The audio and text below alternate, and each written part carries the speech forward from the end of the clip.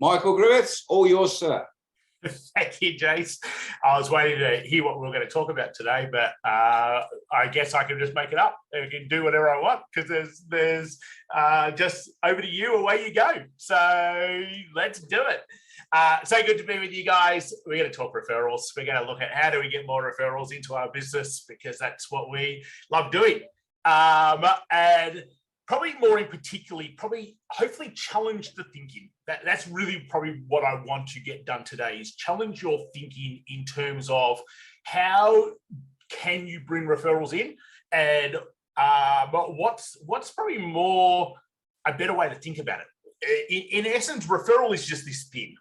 And people have this, from that end to that end, perception of what a referral is. So I'm going to start there. To me, a referral is simply this.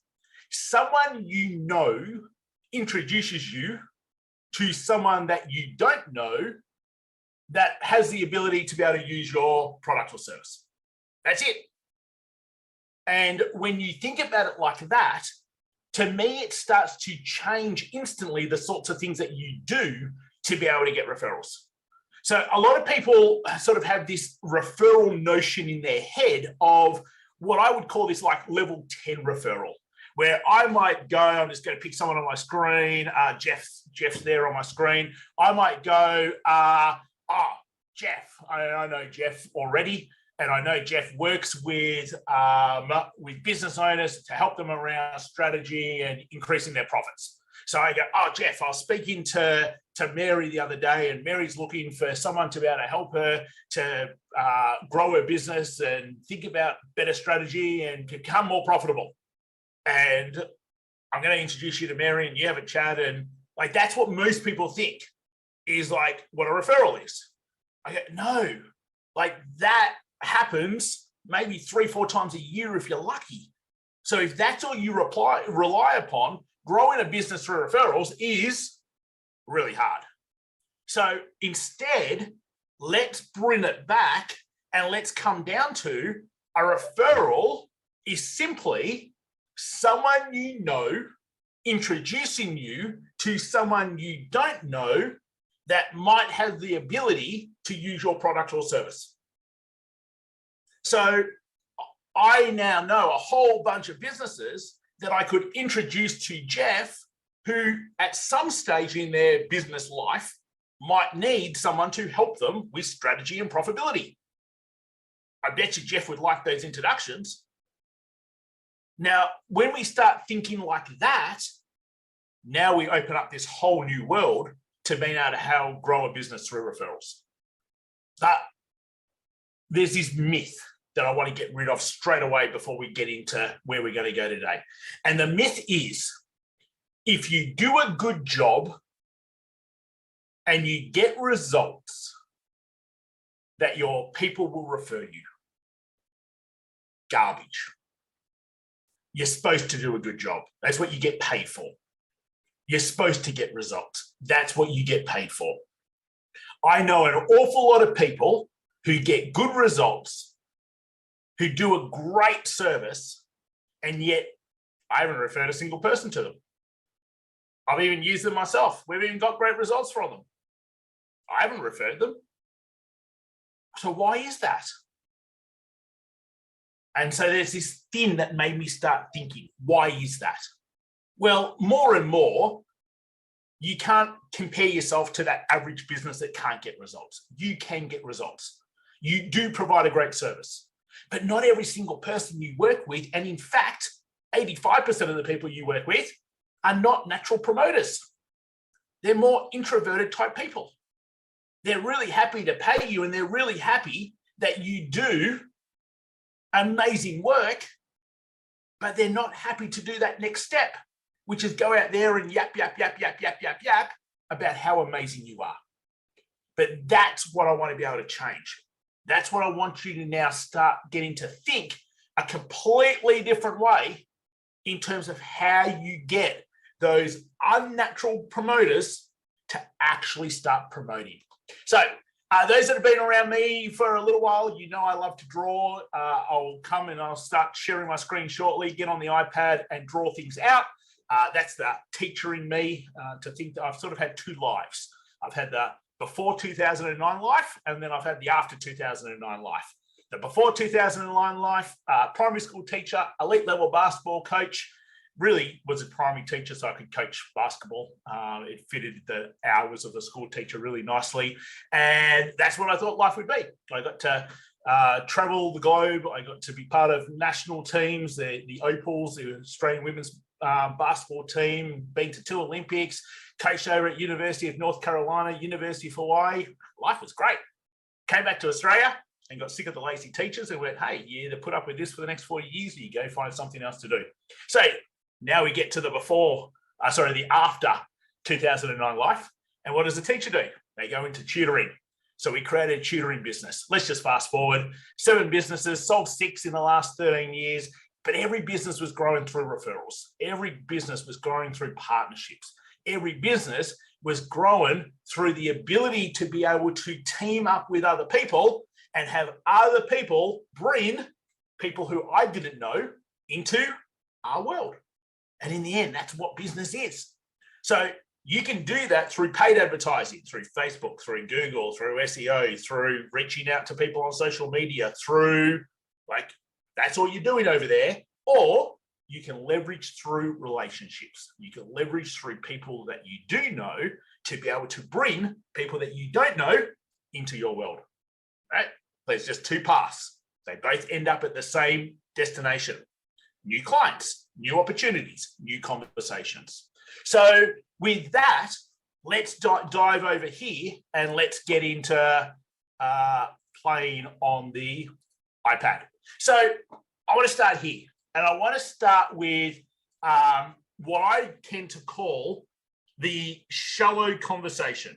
And we want to get out of this shallow conversation. When most people talk about referrals, they simply talk about going, what's the script that I need to use? What's the networking that I need to go to? What's the tool or software that I need to be using? And I say, no, it's got nothing to do with that. And you'll see why it has nothing to do with that. Because referrals is not a logical process-driven activity. Sure, there could be stepping stones. And sure, you're going to have a bit of a process in place. But it is so much deeper than that. And that's what we need to make sure takes place. So I don't want us thinking, oh, what's the script? What's the networking event? What's the referral group that I need to attend? What's the tool or software? What's the training I need to do? What's the technology? It's deeper. So let's come underneath this iceberg. And underneath the iceberg, when you think what actually creates referrals, you think, why does someone give you a referral?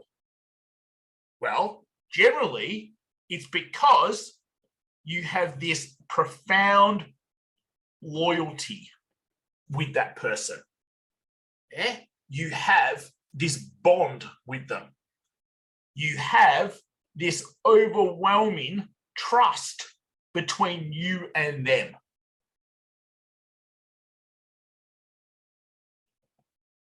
And you have this emotional bond. That'd be pretty close, isn't it?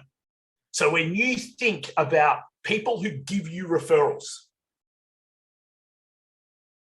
really, the people who give you referrals, you could say, we've got pretty good loyalty with each other. Yeah, we actually do trust each other a fair bit. And there really is this bond between us and them.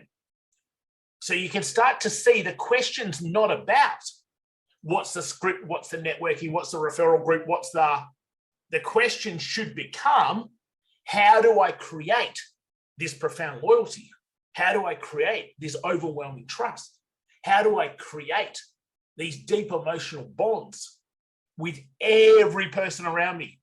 Not just the people who I want, not just the people who could be clients, not just with my referral partners, but with every single person around me. Because when you do that, all of a sudden, you can go from where most people think, up in the shallow space above the tip of the iceberg, down to the very bottom. I call it the profound space. You see, to be able to create loyalty, to be able to create trust, to be able to create these emotional bonds, they're just words. And you're going to hear, if you haven't already, like, I hate the words. People just need to know you, like you, trust you. It annoys the living daylights out of me. Because it's not know you, like you, trust you whatsoever. To know you, like you, trust you is about creating brain chemicals. So at the bottom down here, it is all about how do I evoke brain chemicals in others? And that has to start becoming the question you ask yourself if you really want to start increasing your referrals. So what do I mean by that? Let's jump over here and look at this. I'm just going to talk about two parts of the brain: the cortex part of the brain, the limbic part of the brain. You were given a brain to survive. That's why our brain was created 2 million plus years ago. Protect us from the saber-toothed tigers, make sure that we cook food on the table, make sure that we didn't get eaten, make sure that we could put a roof over our head, make sure we could reproduce, make sure we could survive. Our brain hasn't changed a great deal. Our brain still helps us to survive. So your cortex brain is where you sit like 90% of your day. It's logical, it's analytical, it's rational, it's understanding every word that I'm using. But the problem is your cortex brain doesn't make any decisions for you. So you chose to turn up here today, not based because of the logic of your cortex brain, because of a feeling. And it could be because of your relationship with Jason, or it could be because someone else said, I'm going to this, and you went, oh, well, they're going, I'm going to go too, because of your bond and trust with that person, feeling. Or it could have been because you saw one of Jason's emails, or you saw a social post and you went, oh, that might really be able to help my business. It wasn't a logical decision. It was a feeling that was created to what got you here. So the limbic part of the brain makes all decisions for you, controls all human behavior. It doesn't actually understand a word that I'm saying. It is only feeling based. So you might know this as some people put it, they say the cortex part of the brain is the red brain. The limbic part of the brain is the green brain. The logical brain, the emotional brain, whatever language that people have used in the past towards you, really what it is this. You've got the cortex part of the brain, which helps you survive. That is the part you sit in, as I said, probably 90% of your day. The only problem is it doesn't control human behavior. It doesn't strategically influence the people who are around you. So how do you make sure that you activate this limbic part of the brain? It's about these 4 brain chemicals. And let's quickly just talk about them. I'm not going to be a neuroscientist on you. You can go Google them if you want to. I'm just going to quickly run through. There are 3 positive brain chemicals: dopamine, serotonin, oxytocin. Dopamine, fun, happy, enjoyment. Oxytocin, closeness, trust, bond. Serotonin, excitement, thrill. And we need those. Why do you love the beach, or you love the snow, or you love the mountains, or you love waterfalls, or you love nature, or it's got nothing to do with the actual thing. It's got everything to do with what that thing makes you feel. I love getting in the surf every single day, not because I love getting in the surf. In fact, I absolutely hate having to get the sand and shower and all the rest after it. But in the surf, I feel unbelievable. Catching waves, unbelievable. And that's why I keep going back and I keep doing it day after day after day. You see, we all need those 3 brain chemicals. Now, this is the scary part.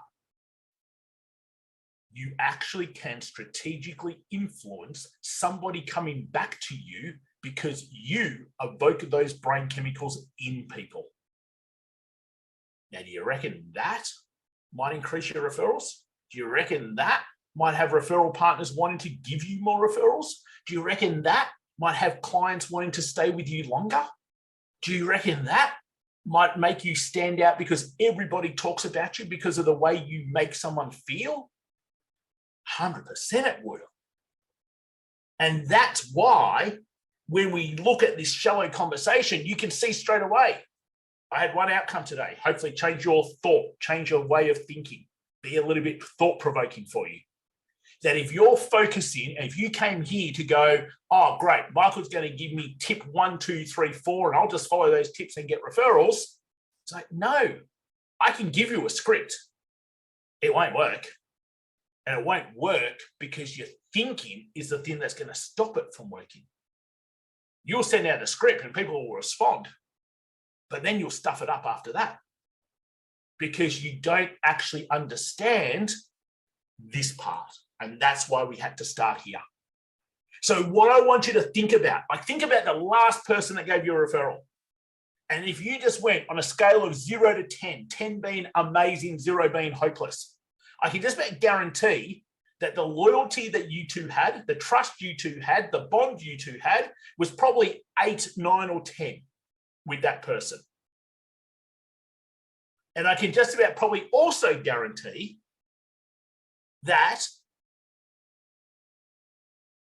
you felt pretty close to one another. Like you've spent time with each other. You've had moments where experiences interchanged with each other. That's oxytocin. See, you can get any single person to help you. And in right now, and I'm going a little bit off tangent, but let's play. This is fun.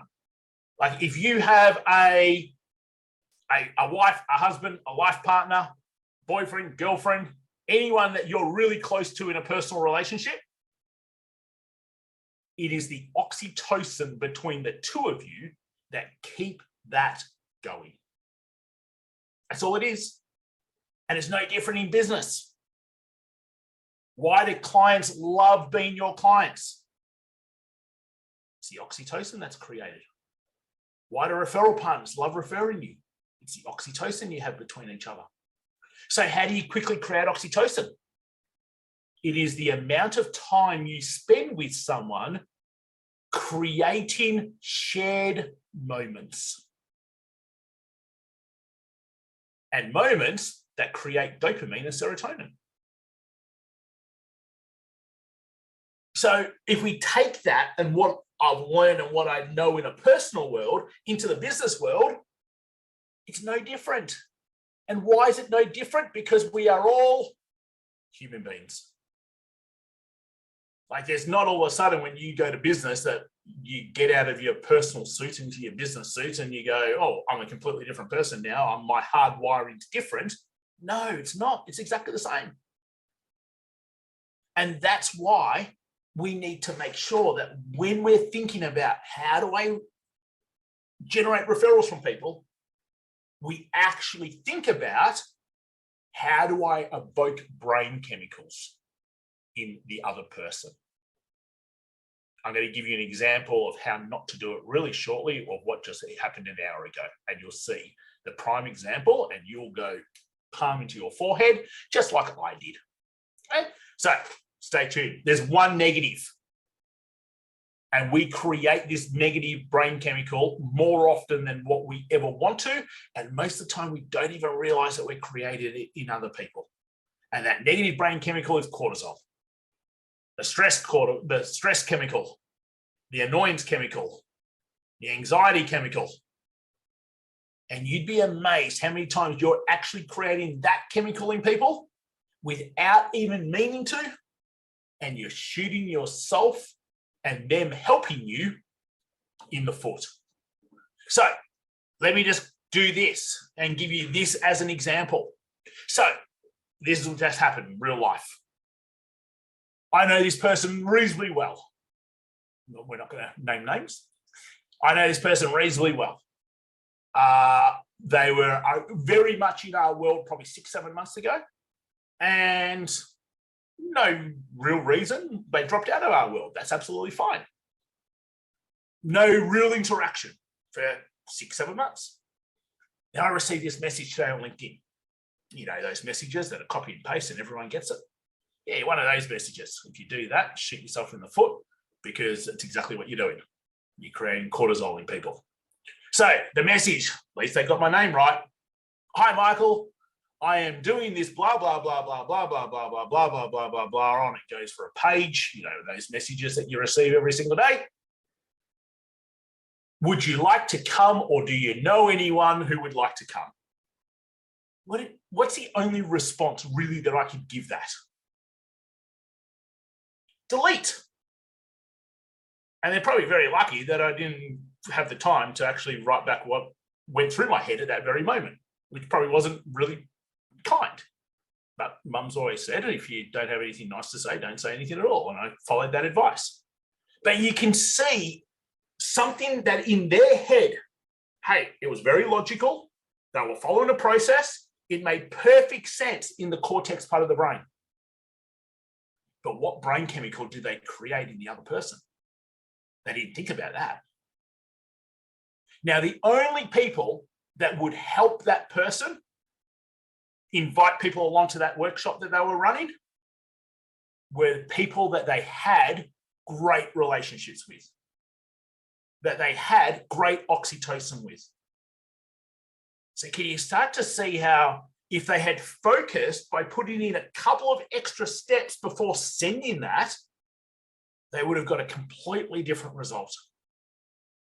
But because we're in survival brain the majority of the time, and we are simply either transactional or process driven, we shoot ourselves in the foot so many times throughout a day by just simply not coming back and asking ourselves, by doing this thing, what brain chemical will this evoke in others?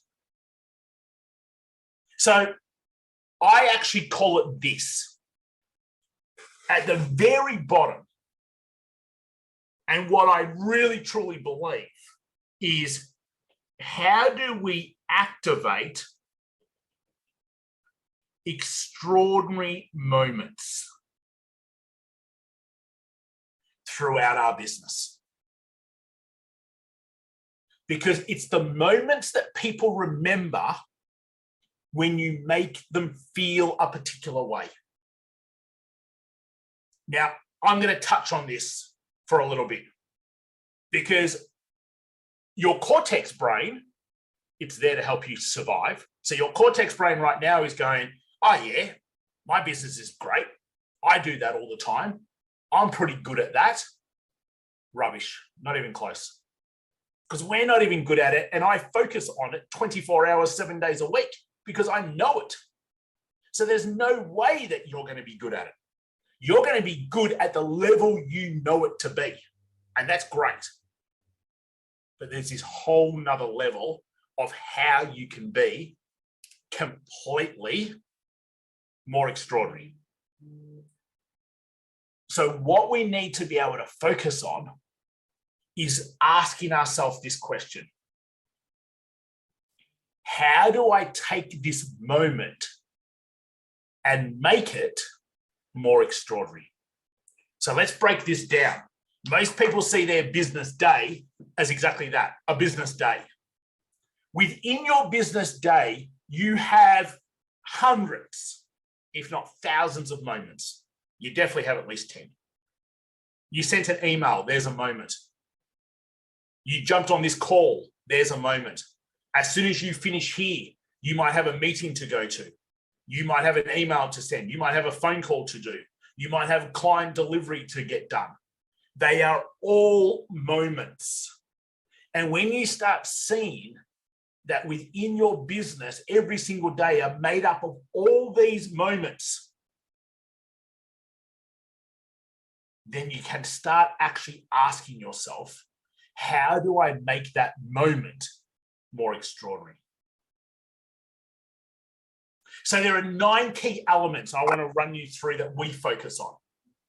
And then I want you from that to be able to start going, okay, when I'm in that sort of moment, how might I be able to make this more extraordinary? Because it's that actually increases referrals.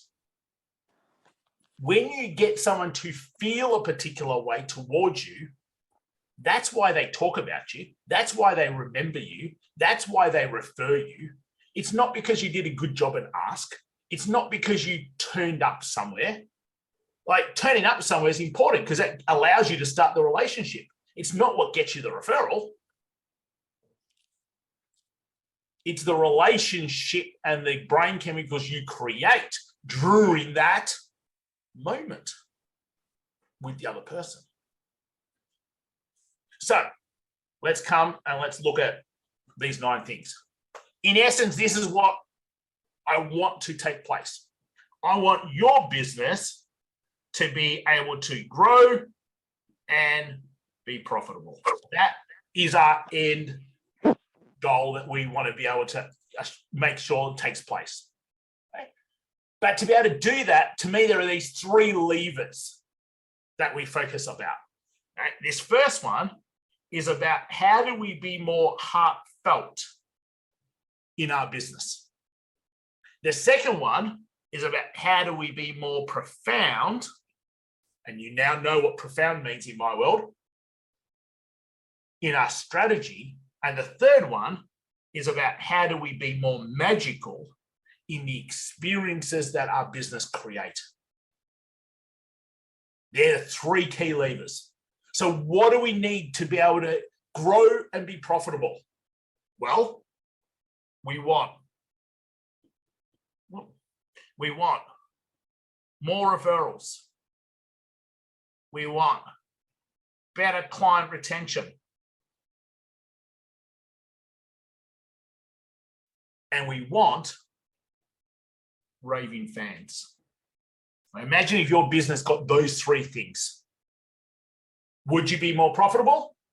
Of course you would be. Would you be able to grow your business? 100%.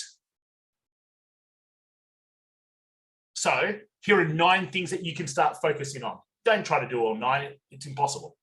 Just start picking things. The first thing is what I simply call limbic thinking. You have to understand the power of limbic thinking versus cortex thinking. You have to surround yourself in environments that allow you this limbic way of thinking. You have to ask yourself all the time, what brain chemicals am I creating right now? How am I making that other person feel? You have to immerse yourself, and you have to get out of being in cortex brain 90% of your day and being limbic brain 90% of your day. Now, that's not easy because you've been in cortex brain pretty much your whole life. Until probably today, for most of you, you've probably never even knew that there was another part that you could actually be in. But that's what you have to be in. And the hardest part, when you're putting out fires and you're stressed and you're overwhelmed and you've had enough of the whole thing, try to be in limbic brain then. That's not easy, but you have to. Because every time you do business in cortex brain, you are not strategically influencing the other person. Imagine if you could strategically influence the other person every single time, what that does. So that's accelerator 1. The second accelerator is what we call deepen message. And whether this is on your website or whether this is on your social pages or whether this is through presentations you do or whether this is, it doesn't matter. Again, unless you are limbic focused on how you share what you do, people will understand it. People will go, oh yeah, that's nice. And then they'll just move on to whatever they were doing next. It doesn't move people. It doesn't grab people. It doesn't make people go, oh, that's what I want to be involved in. So some of that is about being story orientated. Some of that's being a lot more heartfelt. Some of that's just getting yourself out of the way. But a lot of it is about coming down to, again, knowing the message has to evoke emotion. And if it doesn't evoke emotion, you're speaking to the wrong part of the brain. Probably my favorite in these first three is what we call chemicalized communication. You communicate, goodness knows how many times a day. Voicemail, social media messages, email, phone calls, face-to-face. Like, we're communicating non-stop. If you were just to listen to your voicemail, you will probably cringe right now knowing what you now know. Because I can guarantee that it hasn't been recorded for at least several years, and it's probably dry and it's probably boring, and as I said, you'll probably cringe. It's not the words, it's the tonality, it's the passion, it's the excitement, because that's what the limbic brain picks up on. If you think about your email signature, if you've got a picture of yourself, shoot yourself in the foot. Who cares? They don't care what you look like. Use emotive words. Do you always finish with, have a great day? It creates emotion. If you have to be formal, that's fine, be formal, but try to be formal in a more fun way so that you create brain chemicals. People who have an email signature with their name, their photo, their phone number, their email, their address, what a waste of space. How's that making someone feel anything towards you? It's not. You're doing it simply because that's what you think should be there. Put a funny picture there instead. At least you're going to get a laugh. Put a fun fact there. Like, you can start to see just such small little things can make such a big difference to how your communication makes people feel. The next thing you write, ask yourself, could I make this more brain chemical focused? Guarantee the answer is yes, because you've never asked yourself that before. So as soon as you start asking yourself that, you'll start doing things really different. Okay? When we think about over here, and in particular, how to be able to fill your pipeline can completely be filled through referral partners, through partnerships. But again, if you want referral partners and partners to be able to help you, you have to ask yourself, how am I creating oxytocin between me and that person?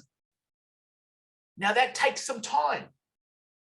It means that it's not as simple as sending out an automated email.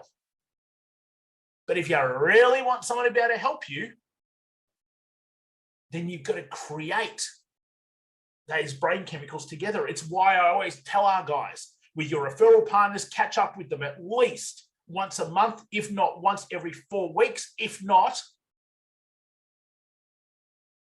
each week. Because that creates oxytocin. And the more oxytocin you create with each other, the more they remember you. And the more they remember you, the more likely it is that they help you. Remember, oxytocin is it's this formula. It's time plus shared experiences equals oxytocin. We live in this world right now of being able to try to do things as fast as possible and as quick as possible and as automated as possible, and it's not helping you. Yeah, it saves some time, but it's not going to get you anywhere near the results that you should be getting. Next one to think about is, how do you nurture? We call it tactical nurturing. Most people nurture prospects to what? Sell, to turn them into a client. Let me just quickly tell you this. Someone buys from you because they resonate with you. Therefore, they can respect what you do and the solution you offer. You inspire them to be different, and they can see how you make their life better. That's it. Those 4 things have to happen. For those 4 things to happen, You have to deepen your relationship with those people. That's what tactical nurturing is about, right? Tactical nurturing is not about how do I send out more emails? How do I put up more social stuff? It's about how do I actually deepen the relationship and show that other person that I actually care about them. Get your thinking around that and you'll turn prospects into clients faster than what you've ever done before. The first 30 days that someone comes into your business as a new client is paramount to whether they become a raving fan or not. They need to, sometime in that 30 days, go, this is the best thing I've ever done in my life. Now, they might say that 100 times in their life. That's fine. But it has to be the best thing that they've done right now in their life. And for most people, their first 30 days, horrible at best. Very process logical at worst. How do you evoke emotions in the first 30 days that someone comes into your business? How do you make them feel a particular way? Yeah, most of the time, we just don't even give it the thought.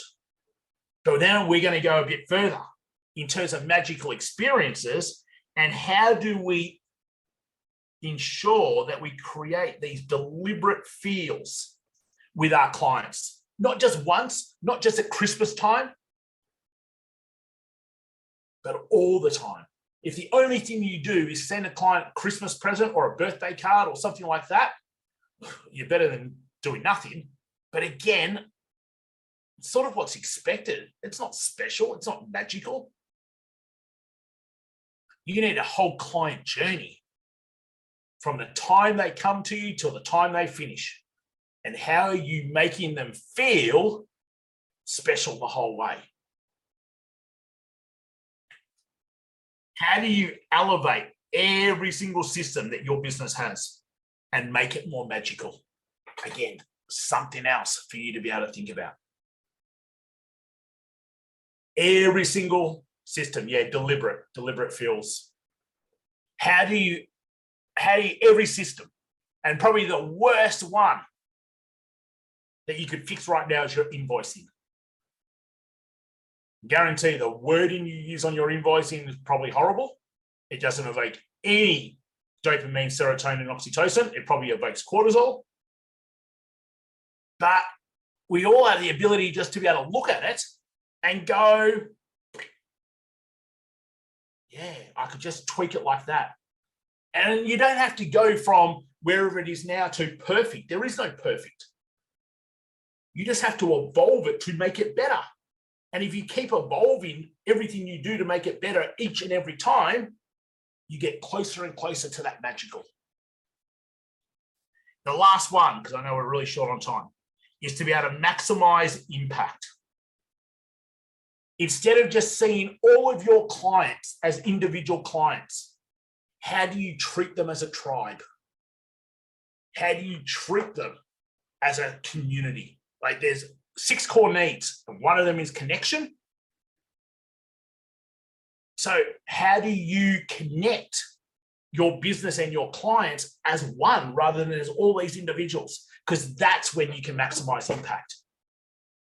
And all of a sudden, you might be able to do fun things together, which raises money for charity. Like, who knows what you could do? But again, the thinking with all of those 9 accelerators is how do I limbic the crap out of it from top to bottom? Because when you do that, that's what creates you more referrals. That's what gets you better retention. That's what ensures that you have raving fans that shout the roof down about how amazing you are. Because your business stands out versus anyone else that they've ever experienced because of how you made them feel. And that's what you need to focus on. So when you came here and you went, great, Michael's going to share a few things about referrals here. He's going to give me a script. He's going to give me a couple of tools. He's going to give me 1, 2, 3, 4. Hopefully, we've done a lot better than that. because 1, 2, 3, 4 or a script would not get you the maximum impact I want you to have for your business to grow and be profitable.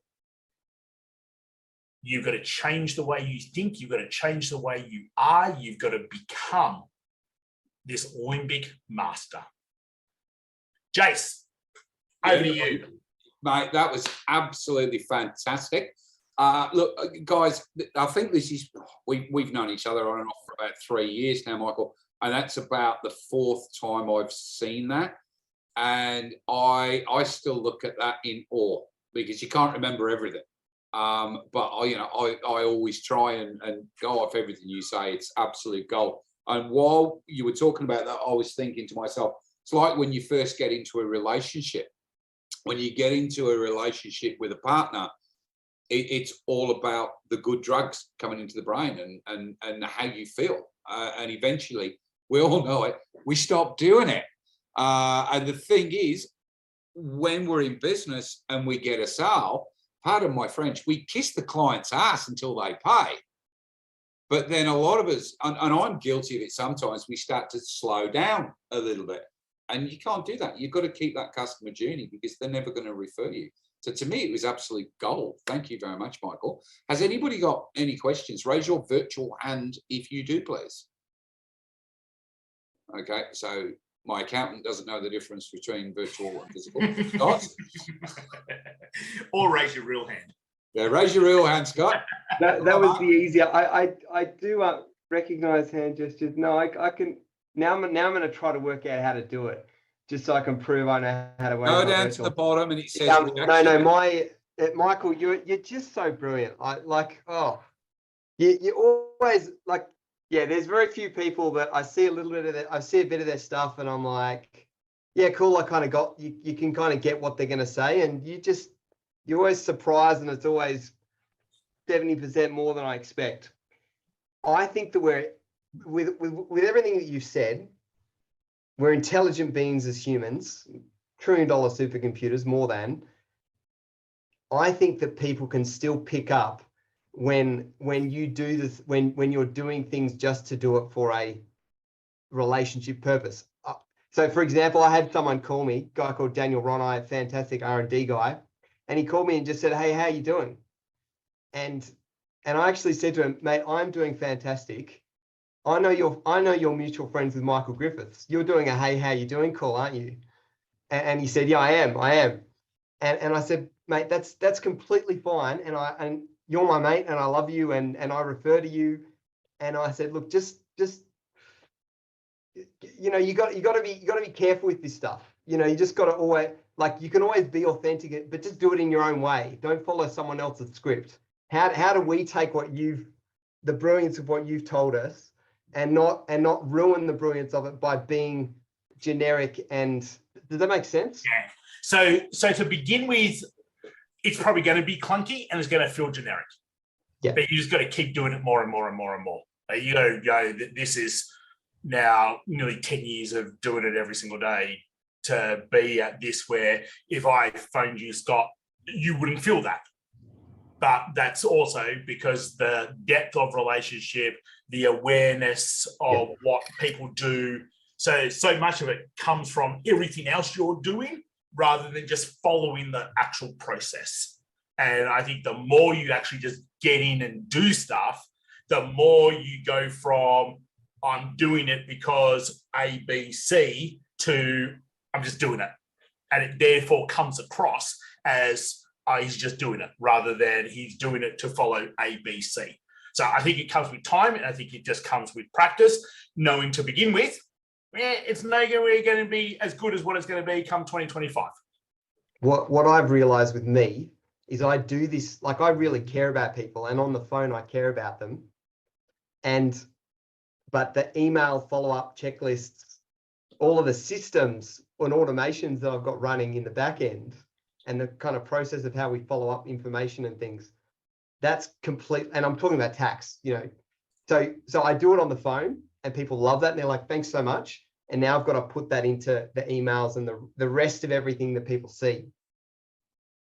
That fun and caring. Yeah, good. you've nailed where you can focus on for the next little bit for you. Beautiful. All right, next one with a hand up, Neville. Hi, just wanted to comment on, it seems like a lot of this diagram that you presented is focusing very much on the customer service side of things, and how do we create the experience for the customer that makes them really enjoy what it is that we're offering, whether it's a product or a service. I really appreciated Scott's point there about the automation stuff, because I think sometimes we get attached to the automation and we lose the personal touch, we lose the connection, we lose a lot of the sense of I'm not just a number. and I'm just kind of wondering, how do we use automation effectively so that we save time but don't actually end up communicating that the clients are a problem? Yeah, so I've got no problems with automation. We use automation all the time. So don't get me wrong of going, you can't automate, is then the language that you use within that automation. So many people, when they come to emails and writing things, and Cal and I had this conversation just on Monday, in terms of we tend to then just speak from a very logical cortex brain rather than, how would I say it if I was just with you in the street? And when you can get to writing as if you were there having that conversation, then a lot of the times people don't even realize whether it's an email being sent by the system or an email being sent in that moment by me, because they can't tell the difference in the language. It's like, oh, Michael just typed that out and sent it. Whereas like, oh no, that gets sent to every single person on that particular day. So much of it isn't about the automation. It's about the actual communication and chemicalizing that communication in the automation. Yep, Yeah? Totally hear that. Yep. Yeah, perfect. And Adrian, I'm looking on my computer for the actual diagram to be able to put it up there as a thing. Okay, so, and if I can't find it, I'll just put a site where it sits and you can go and copy it from there. But I'm trying to find where my images are. Before we actually move on to the next question, Michael, do you want to just pop your contact details in the chat in case we end up running a little bit longer with the questions? Because I know coming up at 4 o'clock, some people might have meetings booked in and they might want to reach out, find some more information about you, about what you do and whether you can help them. So if you want to pop that in now, and then there we go, easy way to find you. And what we'll do, we'll move on to the next one, which is Kel. Look, I just want to, number one, thank Michael. He's been my coach for some time now, and he just said about a conversation we had on Monday. But there's two pieces of gold that some of you might have just looked over. One was the invoice thing. Like that tip that Michael gave us today for the invoicing, I implemented that, and it just changed the appearance of our looking at it. And the second piece of advice, when Michael's been talking about, get your language, was literally, when you go to write something, is record it. Like just voice record you actually having that. What would you say when you're going to talk to that person? And so when you record it, then you get somebody else to type it. Grammar, like to me, and now I'm no longer fussed about grammar, but I guess, Michael, like the tools that you're using to be able to do this are very simple. Is there anything you can give a bit of advice around about, how do we word it? Like, is there a particular language? Like you're talking about, your own self language that you've learned over a 10-year-old period. I guess, is there a better way to learn how best for us to use our language rather than going through that whole, it is a limbic process. Yeah. For whatever reason, people, when they've got to write something, whether it's social post, email, etc., website copy, they tend to write, I don't know, there seems to be this switch that happens behind a computer, and then they go to write something completely different to how you'd actually say it if you were in front of that person. So I think so much of the time, you've actually just got to, and you saying there, Cal, to record. Well, if I was, I'll just use Jeff again as the example. If I was speaking to Jeff and we're in the same room, I wouldn't go up and just say, I was saying hello to Jeff again for the second time. I wouldn't go up and go, oh, hi, Jeff, nice to meet you. I'm Michael. Right. like that would sound pretty stupid because I've already met Jeff. Yet we tend to type stupid stuff out because we don't try to talk the way we would talk as if we're in person.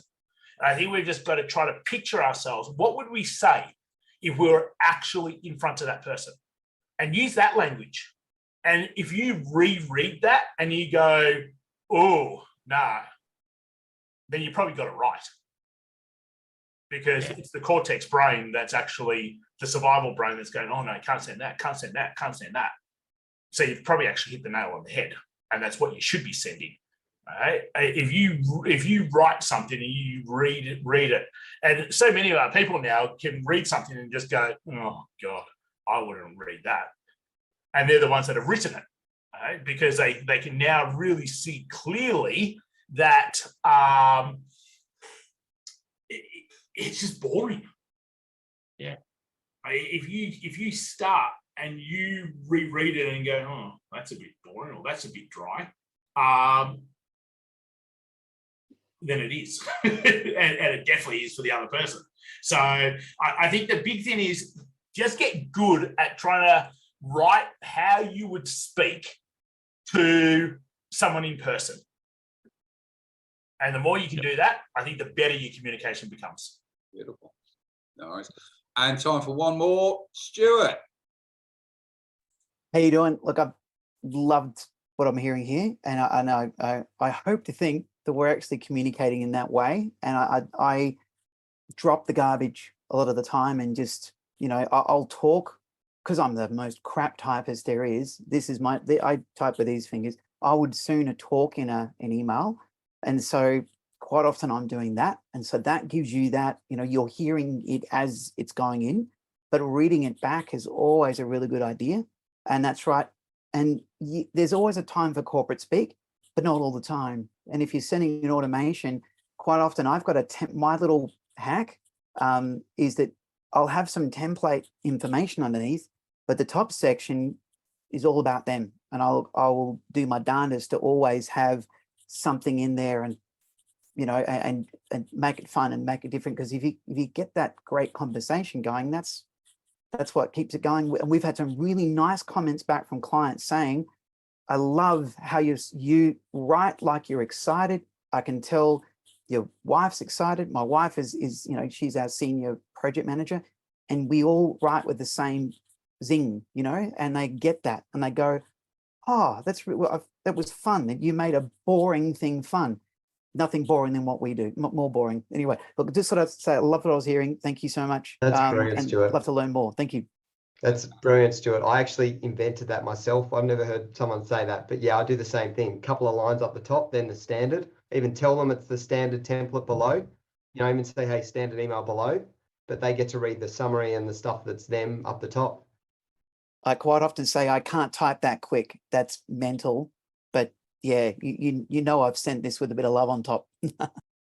Beautiful. All right, guys, that brings us up to time. Michael Griffiths, you're an absolute legend. Thank you very much.